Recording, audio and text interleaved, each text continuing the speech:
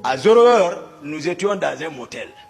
Moi, capitaine Dadis, d'abord, excusez-moi, pour renforcer notre rapport, capitaine Dadis a fait venir un grand féticheur. C'est un homme, je reconnais. Le nom est Formo. Il l'a fait venir de la forêt. Pour qu'on vienne pacter. Au cas où, pour ne pas que, c'est-à-dire si Dieu nous donnait la force que quelqu'un arrive à trahir son prochain. Formo est venu. On est parti là. Moi, je ne suis pas animiste.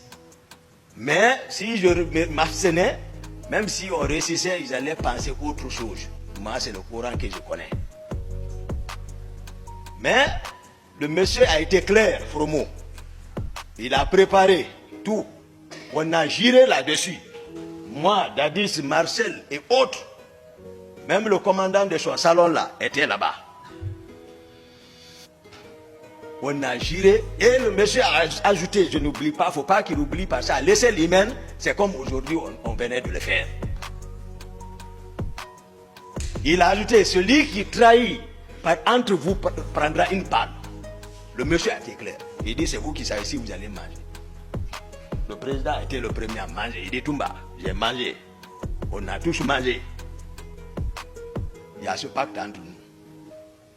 Après ces jours maintenant, nous étions dans un motel dont je faisais carton dessus à Kipé. À 0h. À 0h, c'est-à-dire c'est quelqu'un qui ne se repose pas. Il travaille à tout moment. S'il veut se reposer, il faut que son chauffeur le fasse marcher. Il ne mange pas. Toujours calcul, pouvoir là. Donc on était là-bas, il était fatigué, il dormait sous une paillote à côté de moi. Il se reposait. Il y a Begré, dont on parle là, qui a beaucoup travaillé dans l'arrivée du pouvoir là. Bien qu'il n'a pas de niveau, mais à cause de son effort, il a bénéficié. Vous allez connaître toutes les individualités dedans. Pour vous permettre d'apprécier vraiment, hein, afin que le ministère public puisse savoir qui doit aller à la maison, qui doit rester. Il ne faut pas qu'on s'emporte tous comme ça là. Ce que tu n'as pas fait comme ça, parce que et maintenant ils se rendent compte de la chose. Maintenant ils veulent, non, ça ne peut pas marcher. Begré est venu me souffler à l'oreille. Begré relevait du camp Kamaen à l'époque. Mais c'est lui qui mobilisait les hommes là-bas. Parce que voilà, sa voix passait là-bas. Pour mettre main sur le camp Kamaen, c'est Begré qui jouait ce rôle. Ils étaient deux. Mais toujours nous sommes ensemble en réunion avec Dadis. Donc ce jour, à 0h, Begré est venu me souffler à l'oreille. Il dit, on l'a informé que le président Conte est mort, paix à son âme. Dès qu'il m'a dit, j'ai réveillé Dadis comme ça. J'ai dit, lève-toi. J'ai réveillé, j'ai dit, ah, on m'a informé que le président est mort. J'ai dit, ça a confirmé. Il a appelé, j'ai fui le premier à l'informer. Parce que nous étions ensemble. Il a appelé. Ses relations, ils ont confirmé. Tout de suite, l'énergie lui est revenue. Comme s'il ne dormait pas. Il me dit, Toumba, allons en ville. J'ai dit, non, on ne va pas en ville. Sinon, on risque de se faire prendre. J'ai dit, donne-moi l'argent. Il m'a donné l'argent. J'ai dit, bon, prends ton béquille. On a l'habitude de laisser les hommes chez lui. À domicile, tu vas leur prendre rendez-vous au camp Alfaya. Il dit, tu as raison. Il est parti, on s'est quitté. Je suis resté, j'ai donné consigne, j'ai partagé l'argent aux autres. Nous étions au nombre de 16 personnes. Ça qui a réussi, j'ai donné consigne, rentrez, vous préparez rendez-vous au camp Alfaya. Marcel était avec moi et un autre. J'ai dit, vous, nous bougeons ensemble. Marcel et moi, on est venus chez moi, à domicile. J'ai dit, bon, toi, tu habites au camp. Tu rentres d'abord au camp. Tu te habilles, tu te prépares, tu observes, tu viens me chercher encore. L'autre a oublié son arme, j'ai dit, tu vas chercher ton arme, tu viens me trouver à la maison. Et ce qu'il fit fait, Marcel est venu, l'autre est venu. Pendant ce temps, Dadis est arrivé avec sa troupe au camp. À ce niveau, je vais préciser. Le général Sekouba Konaté, tout le monde sait qu'il était le commandant du bataillon des troupes aéroportées, c'est-à-dire on appelle Bata. Il était très armé, très fort. Dans la capitale, il n'y avait pas un autre.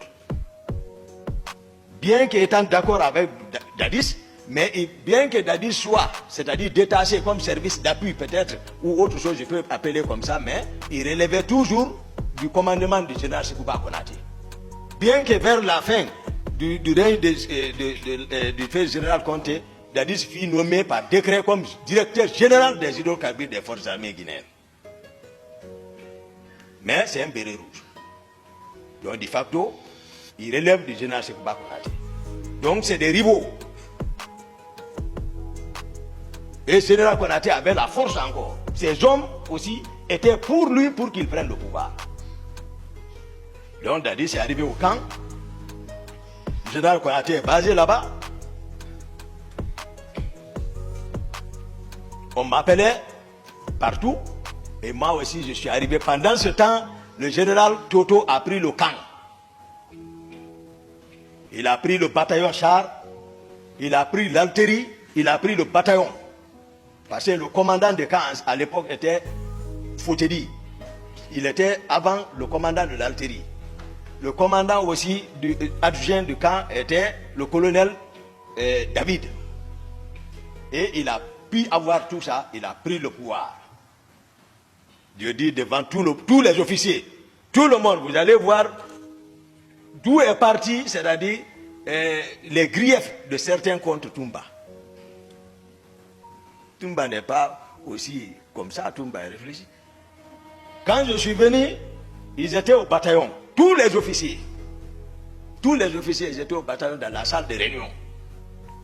Le pouvoir est pris par le général Toto. Le voici.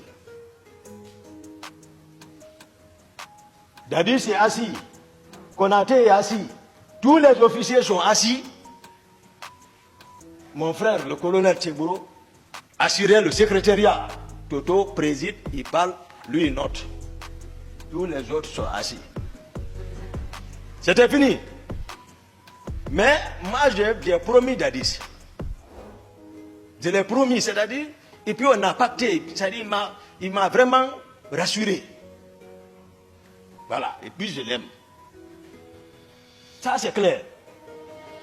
Moi, lorsque je jure sur le Coran, je ne reviendrai plus en arrière. Parce que Dieu dit, il dit, vous les croyants, ne dites pas ce que vous n'allez pas faire. Si vous le faites, il dit c'est un grand péché. Ce n'est pas un petit péché, c'est un grand péché. Là où moi je suis arrêté, je sais que ce que je dis, c'est qu'il soit ici, il y a les anges qui notent. Il dit chaque âme que j'ai créée, il y a l'ange gardien qui note. Je ne parle pas pour parler. Je ne veux pas que les gens divisent. Nous divisent, ce n'est pas bon. Je suis sincère. Le colonel Tchegbouro, qui assurait le secrétariat pour le général Toto, lui il a encaissé. Je suis venu, j'ai dégagé le garde-corps qui est dehors. Et ils sont enfermés dedans. J'ai brisé la porte, je suis rentré. Il y a eu silence et le général Toto a balayé du revers de la main comme ça. Ils sont ici, non qu'à être sincères. Ils auront confiance. Comme ça. Il dit, mais ça c'est de l'indiscipline. J'ai dit, quoi? Qui? J'ai dit, là où tu es arrêté, assis, tu ne bouges pas. Tu es arrêté. Oui. Aussi, si ce n'est pas vrai ce que je dis, il y avait un civil là-bas, un seul civil était là-bas, il s'appelle Demba Dafé. Il était je l'ai vu dans la mouvance RPG, il était député, un noir grand, il était là-bas.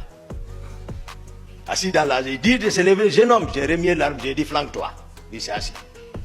Je suis parti contre Tchegbouro. J'ai ramassé les papiers en bas de lui, ce qu'il notait.